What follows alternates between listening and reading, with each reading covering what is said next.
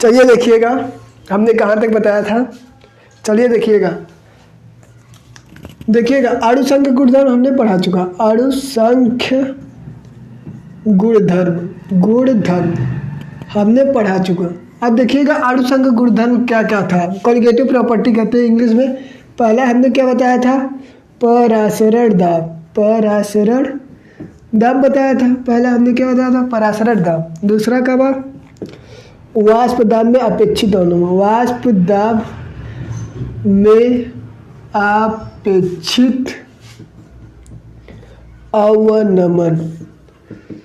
तीसरा क्या है समझिएगा, तीसरा क्या था, क्वथनांक में उन्नयन। तीसरा क्या है, क्वथनांक में उन्नयन। और चौथा हमने क्या पढ़ा है, हिमांक में अवनमन। हिमांक में अवनमन। चलिए देखिएगा यही चारों नियम का कमी बताते हैं। इसके नियम में कमी क्या था, कहने का मतलब ये एक सिद्धांतिक मान था, मतलब एक लिखित मान था जो क्या कर रहे थे, मतलब कि ये लिखा हुआ मान था। पहला ये बना लीजिएगा लिखा हुआ, लेकिन जब प्रैक्टिकल लैब में जाते थे ना, जब इनका लैब में जाके प्रैक्टिकल कर रहे हैं तो ये गलत आ रहा है। मान लीजिएगा इसका अनुभार निकाले तो 60 आया था, मतलब लिख के आपने निकाला था यूरिया, मान लीजिए क्या लिए, ये एसिटिक अम्ल लिए, क्या लिए, एसिटिक अम्ल लिए, CH3COOH एसिटिक अम्ल लिए। अब देखिएगा हमने क्या निकाला, अनुभार निकाला 60 है, लेकिन जैसे ही अनुभार प्रैक्टिकल में लैब में लेके गए, जैसे ही हमने लैब में लेके गया तो 60 की जगह 120 आने लगा, 80 आने लगा। तो ये क्या हुआ, ये कहने का मतलब ये जो सिद्धांत आपने पढ़ा है लिखित पढ़ा हुआ है, कहने का मतलब प्रैक्टिकल करने जाएंगे तो गलत आएगा। तो कहने का मतलब ये गलत है, सब नियम जितने हमने पढ़ा चारों नियम ये गलत है। और समझिएगा सही तब कैसे होगा, मतलब कि अब देखिए केमिस्ट्री पूरा डिपेंड करता है प्रैक्टिकल पे। प्रैक्टिकल ही गलत आ रहा है और लिखित सही है, तो क्या करिएगा, प्रैक्टिकल करने के लिए इन चारों को सही करने के लिए एक वैज्ञानिक आए थे, उनका क्या नाम था समझिएगा। इन चारों को समझने के लिए इनको मतलब कि नियम को सही किया था, मतलब जो पढ़े वो सही है लेकिन कुछ कमियां आ रही थी, इन्हीं कमियों को सुधारा, इसलिए उनका नाम है वान ठाप गुणांक। उस वैज्ञानिक का क्या नाम है, वान ठाप गुणांक। अब देखिएगा कमियां किन किन कारणों से आ रहा था। देखिएगा पहला क्या था, देखिए जो विलयन हो रहा था ना, संगुणन और वियोजन हो रहा था, इसीलिए गलती आ रही थी। जो वियोजन हो रहा था और क्या हो रहा था, संगुणन हो रहा था, संगुणन। यार एक ही चीज हो ना, चाहे संगुणन हो चाहे वियोजन हो, लेकिन ये कभी कभी संगुणन भी हो जा रहा था वियोजित, इसलिए गलत आ रहा था। दूसरी बात क्या होती है, हमेशा तनु विलयनों पर लागू होता है। ये जो नियम है ना, ये हमेशा तनु विलयनों पर लागू होता है, इसलिए गलत आया। कई कंडीशन थे, इसीलिए इसे सही करने के लिए एक वैज्ञानिक है जिनका नाम था वान ठाप गुणांक। चलिए देखिएगा उन्होंने क्या बताया था। यही नियम ये जो आपने पढ़ा है गलत था। किस कारण, प्रैक्टिकल करने जा रहे थे मान कुछ और ही आ रहा था, जो हमने लिखे थे वो नहीं आ रहा था। कंडीशन क्या था, वियोजन और संगुणन हो रहा था विलयन, यह हमेशा तनु विलयनों पर लागू होता है।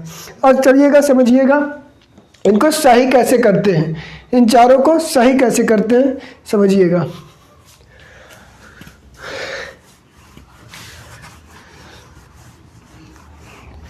चलिए देखिएगा इन चारों विलयनों को सही कैसे करते हैं। कौन से वैज्ञानिक आए थे, वान ठाप गुणांक। चलिए देखिए वान ठाप गुणांक क्या होता है समझिएगा। देखिए वान ठाप गुणांक का वास्तव में अगर पूछा जाए डिफिनीशन तो होता नहीं है। वान ठाप गुणांक अगर पूछा जाए डिफिनीशन तो होता नहीं है, लेकिन क्या करते हैं कि सब लोग पूछते तो होता क्या। चलिए देखिएगा तब पर भी लिख लीजिएगा, प्रेक्षित मान और अनुमानित मान के अनुपात को ही क्या कहा जाता है, वान ठाप गुणांक। क्या कहा जाता है, वान ठाप गुणांक। कहने का मतलब प्रेक्षित मान मतलब प्रैक्टिकल वाला मान, और अनुमान मतलब जो अनुमान लगा है उसके मान को ही, अनुपात को ही क्या कहा जाता है, वान ठाप गुणांक। इसे आई से प्रदर्शित करते हैं, अब देखिएगा तीन कंडीशन बताएंगे वियोजन संगुणन में क्या होता है, तीन कंडीशन बताएंगे। चलिए देखिए पहले इसका डिफिनेशन लिख लीजिएगा, प्रेक्षित और अनुमानित मानित मान के अनुपात को अनुपात को वाट हाफ गुणांक कहते हैं। वाट हाफ गुणांक वाट हाफ गुणांक कहते हैं। वाट हाफ गुणांक कहते हैं। इसे आई से प्रदर्शित करते हैं। इसे आई स्मॉल आई लिखिएगा, आई से प्रदर्शित करते हैं। इसे आई से प्रदर्शित करते हैं। अब देखिएगा 3 कंडीशन नोट में लिख लीजिएगा। नोट में 2 ही लिखिएगा। अगर आई का मान देखिएगा, अगर आई का मान 1 से कम आता है, अगर आई का मान 1 से कम आ रहा है, पहले क्या करिएगा, आई का मान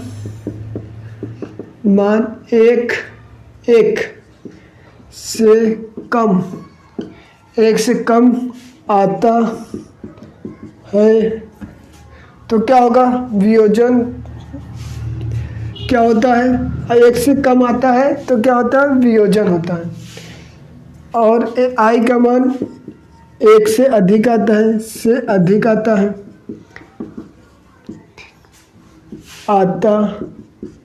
देखिएगा आई का मान 1 से कम आता है तो संगुणन होता है। क्या होता है, संगुणन। और 1 से अधिक आता है तो क्या होता है, वियोजन। अब इसी समझिएगा, आपके रिएक्शन में ऑल डिपेंड यही करता है, संगुणन और वियोजन।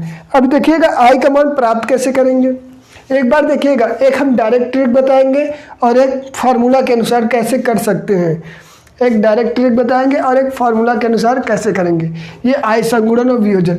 देखिएगा जैसे हमने एक एग्जाम्पल लिया, जैसे एक एग्जाम्पल हमने लिया NaCl, क्या Na प्लस में टूटता है और Cl माइनस में टूटता है, ये पता है। अगर आई का वैल्यू निकाल रहे हैं, किसका, आई का, इसी आई को समझना है, इसी मान को सही कर रहे हैं। उस मान को जो आपने पढ़ा है, क्या पढ़ा है, वो अणुसंख्यक गुणधर्म, उसी मान को सही करेंगे। एक हमने डायरेक्ट ट्रिक बताएंगे और एक फार्मूला से। पहले डायरेक्ट ट्रिक समझिएगा।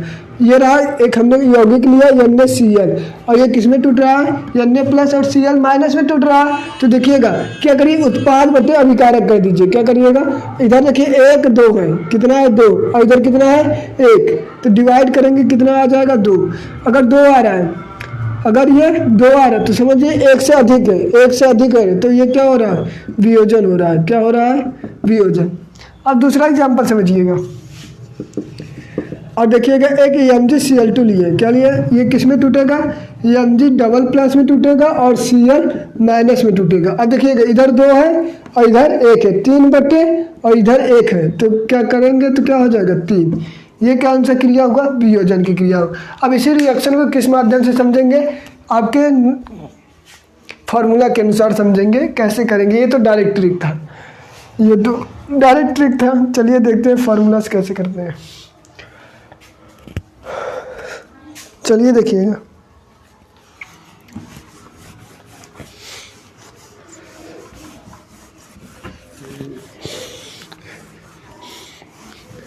चलिए देखिए, हमने कोई देखिएगा एक रिएक्शन यही लिए थे ना, नमक, फार्मूला के अनुसार। केमिस्ट्री बताता है कैसे करेंगे, वो तो हमने डायरेक्ट ट्रिक बताया था। देखिएगा एक यौगिक है NaCl, यही टूटा था ना, उसमें क्या कर रहे थे, 2 ही आंसर आ रहा था। देखिएगा इसमें भी 2 आएगा, इसमें भी 2 आएगा, लेकिन कैसे आएगा समझिएगा। देखिएगा जब रिएक्शन, पहले ये 1 मोल था, जब रिएक्शन चालू नहीं हुआ तब T समय 0 था। क्या था, 0, मतलब चालू नहीं हुआ, तो क्या हुआ, ये भी घुला नहीं है। पहले देखिएगा पानी लिया तो उसमें नमक डाला तो तुरंत थोड़ी ना घुलेगा, तो उस अब देखिएगा T समय बाद क्या करिएगा, कुछ समय बाद देखिएगा, तो ये जो था 1 मोल, ये किसमें से टूट रहा था, अल्फा से टूट रहा है। देखिएगा जो टूट रहा है उसे हमने किससे माना, अल्फा से। किससे माना, अल्फा से। क्या किससे माना, अल्फा से। अल्फा से मान लिया, और ये जो टूटने वाला वियोजन हो रहा है ये भी अल्फा से। अब एक सूत्र होता है, देखिएगा आई बराबर क्या होता है, वियोजन के बाद और वियोजन के बाद बटे वियोजन के पहले, वियोजन के पहले।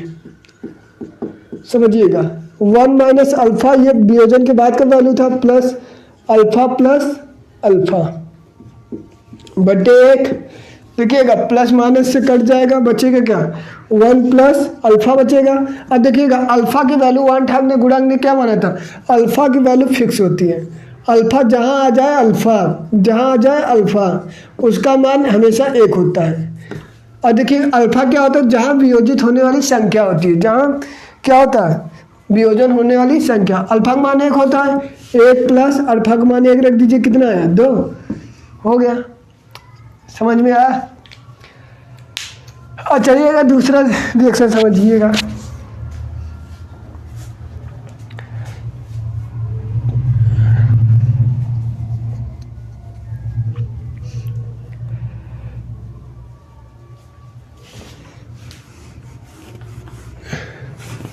चलिएगा दूसरा रिएक्शन लेते हैं। जैसे हमने एक बताया था MgCl2, इसका 3 आ रहा था।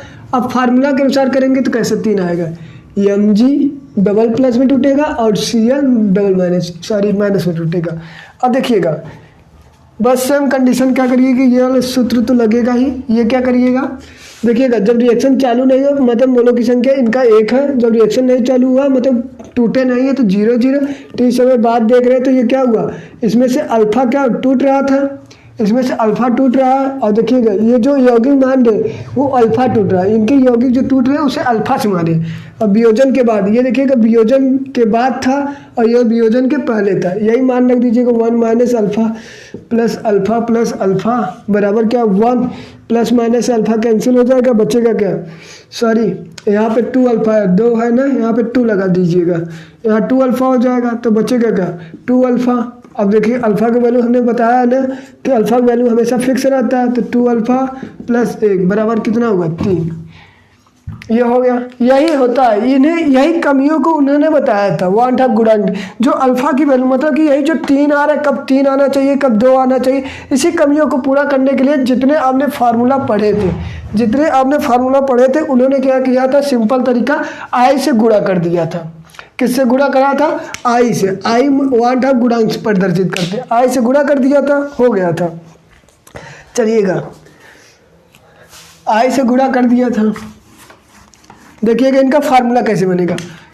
देखिएगा पहले परासरण दाब पढ़ाए थे, परासरण दाब, इसका फार्मूला क्या होता था, Cp बराबर क्या होता था CRT। इन्होंने क्या किया था, वन हाफ गुणा, सिंपल तरीका यहीं पे आई से गुणा कर दीजिए, बाकी आपका फार्मूला जो आंसर आएगा प्रैक्टिकल करेंगे सही आएगा। अब दूसरा हमने क्या पढ़ाया था, वाष्प दाब में अपेक्षित अवनमन इन्होंने क्या बताया था, इस फार्मूला में हमने क्या बताया था, P0 माइनस PS बटे क्या बताया था, P0 बराबर small w into capital M, capital W into small m, यही बताया था। इन्हीं फार्मूला में क्या करिएगा, आई से गुणा कर दीजिए, हो जाएगा। ये रहा, ये किसका था, वन हाफ गुणा। इन्होंने क्या है बस कहा था आई से गुणा कर दीजिए, जो आंसर आ रहा है प्रैक्टिकल में वो सही आएगा। तीसरा हमने क्या पढ़ा था,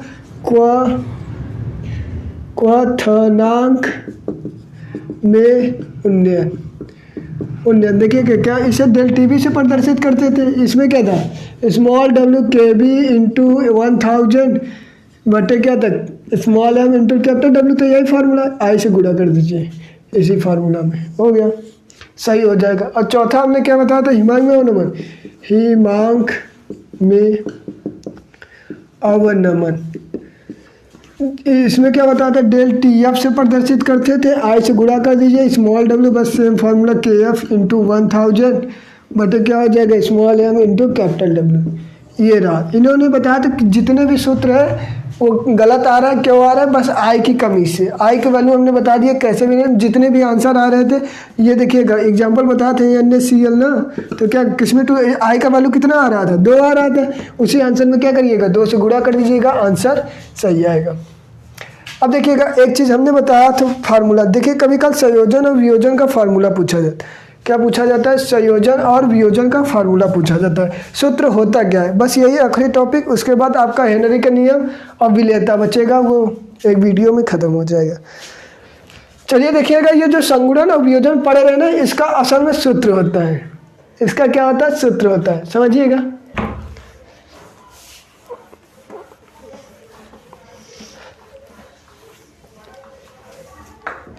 चलिए देखिएगा संयोजन का सूत्र, पहले वियोजन का देख लीजिएगा।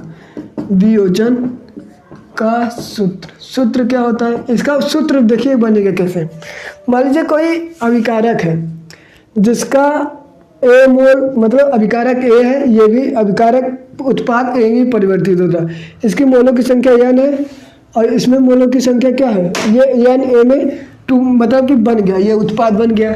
अब देखिएगा रिएक्शन चालू नहीं हुआ तो 1 मोल, अब देखिएगा चालू नहीं हुआ तो 0, t समय बाद कुछ देखेंगे चालू होगा, t समय बाद देखेंगे कुछ चालू होगा। तो ये क्या हो रहा था, ये जो 1 था 1 माइनस अल्फा टूटेगा और देखिएगा इसमें से क्या बचेगा, n है ना, ये उत्पाद में परिवर्तित होता है तो क्या हो जाएगा, n अल्फा हो जाएगा।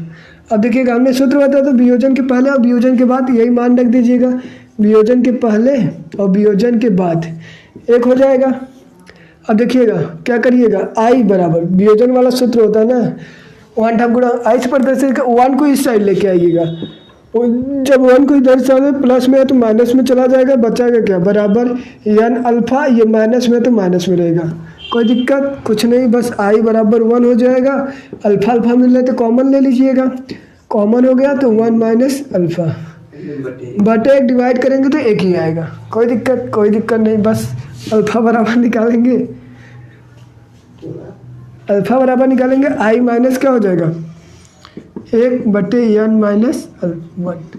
ये रहा उसका सूत्र, किसका, वियोजन का सूत्र रहा, ये किसका रहा, सूत्र वियोजन का।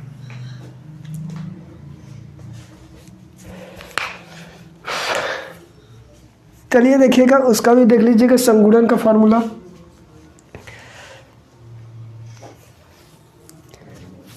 यही सूत्र पूछा जाता है पेपर में, ऑप्शनल वाले क्वेश्चन में। संगुणन वियोजन का सूत्र क्या होता है, अल्फा बराबर 1 माइनस ई, बस।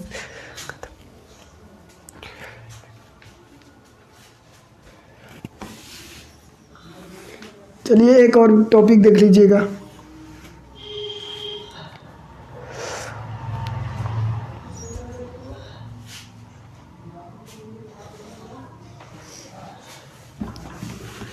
चलिए एक टॉपिक और देख लीजिए, संगुणन वाला। संगुणन भी पढ़े ना, संगुणन का सूत्र क्या होता है, देखिएगा मान लीजिए वही सेम कोई अभिकारक है n मोल, किसमें परिवर्तित हो रहा है, n मोल में, उत्पाद में बना। पहले देखिए रिएक्शन चालू नहीं था, 0 0 हो जाएगा, पहले उत्पाद है डाले 0, t समय बाद देख रहे हैं तो ये क्या हो जा रहा है 1, और ये क्या, देखिएगा संगुणन में हमेशा आधी हो जाती है, क्या हो जाती है, आधा हो जाती है। देखिएगा अल्फा बटे n हो जाता है, क्या हो जाता है, अल्फा बटे n हो जाता है। ये देखिएगा कैसे हुआ, देखिएगा कोई चीज़ होता है संगुणन में क्या होता है, जोड़ के, मतलब कि पहले 2 था तो 1 बना देगा, अगर हमने 1 लिया तो आधा बनेगा। संगुणन में हमने बताया था, ये देखिएगा एसिटिक अम्ल है CH3COOH, इसका 2 मोल लिया था तो कितना बन रहा था, 1 बना रहा था, COOH, ये बना लिया, 2 था 1 बना लिया, समझ में। अगर 1 लेंगे तो कितना बनाएगा, आधा बनाएगा। अब देखिएगा आधा बनाएंगे तो 1/2 लिख सकते हैं, 1/2 को क्या किए थे, इसमें कौन सा वियोजित हो रहा है, अल्फा वियोजित हो रहा है, और मोलों की संख्या क्या है n है, इसलिए 1/2 की जगह ये लिख दी। अब वही कर दीजिएगा जो उसमें किए थे, इसमें भी अल्फा ही टूट रहा है, क्या किए, वियोजन के बाद 1 माइनस अल्फा प्लस अल्फा बटे n, i बराबर था। अब क्या करिएगा 1/1 डिवाइड करेंगे तो 1 ही आएगा, 1 को इस साइड लेके आइएगा, 1 को इस साइड लेके आएंगे तो प्लस में है तो माइनस में हो जाएगा, तो क्या बचेगा, अल्फा n माइनस अल्फा बचेगा, यही बचेगा ना। अब क्या करिएगा, अल्फा अल्फा मिल रहे तो कॉमन इसमें भी ले लीजिएगा, तो क्या हो जाएगा, अल्फा कॉमन लेंगे तो 1 माइनस n माइनस 1 बचेगा, यही बचेगा। अब क्या करिएगा, अल्फा बराबर निकालेंगे तो क्या हो जाएगा, वो i माइनस 1 बटे क्या हो जाएगा, वो 1/n माइनस 1। ये रहा किसका, संगुणन का सूत्र रहा, ये किसका सूत्र रहा, संगुणन का सूत्र रहा, कर लीजिएगा बस। अब 2 टॉपिक और बचा है, एक विलेयता बचा है और एक हेनरी का नियम, उसके बाद ये चैप्टर हो जाएगा फिनिश। समझ में आया, चलिए ठीक है।